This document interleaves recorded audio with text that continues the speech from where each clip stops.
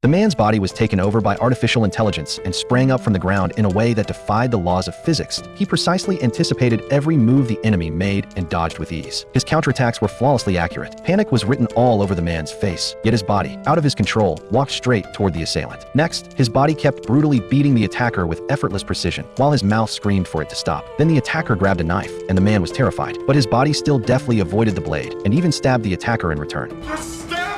In the end, the chip completely takes over and kills the thug in an extremely bloody way. After it's over, the chip returns control of the body to the man. The first thing he does is rush into the kitchen and vomit uncontrollably. In his ear, the chip calmly suggests that he wipe away all fingerprints and even lists every object he touched, along with the exact times. It's terrifyingly intelligent. From the thug's house, the man finds the next clue. His wife's killer is likely hiding in a certain bar. He continues pretending to be paralyzed and goes to that bar. It's located in a narrow alley in the most dangerous part of the city. It looks extremely risky, yet the man rolls straight into the bar in his wheelchair. He loudly announces the name of the dead thug and asks if anyone there knows him. The moment he finishes speaking, the bar erupts in laughter. A black man steps out of the crowd, clearly connected to the thug. Seeing that the man is disabled, he shows no mercy and shoves him straight into the restroom, planning to teach him a lesson. Inside the bathroom, two men lift him up and slam him to the ground. The black man flips him over, pulls out a knife, and prepares to interrogate him. He stabs the knife into the man's thigh, but the chip has already shut down the man's pain receptors. He doesn't react at all. The man continues stabbing toward his chest. The protagonist asks if he was present when his wife was killed. The man replies, "I was." Hearing that, the protagonist immediately allows the chip to take over his body again. As expected, another brutal and exhilarating fight breaks out. He performs movements that seem impossible, pulling them off effortlessly. The three men present are all taken down with precise, lethal strikes. When the black man can no longer stand, the protagonist begins interrogating him. The chip assists with torture, brutally beating him until his last breath. Finally, he reveals the name of the gang's leader, but at that exact moment, the chip warns him of danger. The AI tycoon has detected that the chip has moved beyond the range of the man's home and is remotely shutting down the system. The man will soon return to paralysis. Before that happens, he must find a hacker to build a firewall for the chip. With time running out, the chip gives him the hacker's address. The man sprints at full speed, reaching the location in just a few minutes. As the chip is shut down, his physical abilities fade bit by bit. Just in time, he crawls to the hacker's door. The hacker turns out to be honest enough. Once paid, he drags the paralyzed man inside and immediately starts coding. Meanwhile, the leader who murdered the man's wife discovers the black man's gruesome death by accessing the recording stored in his eyeballs. The leader learns who the man is and where he's headed next. So that's the truth. Their eyes are cameras. The killer goes to confront the bar owner to punish him. Terrified, the owner raises a gun and points it at the killer.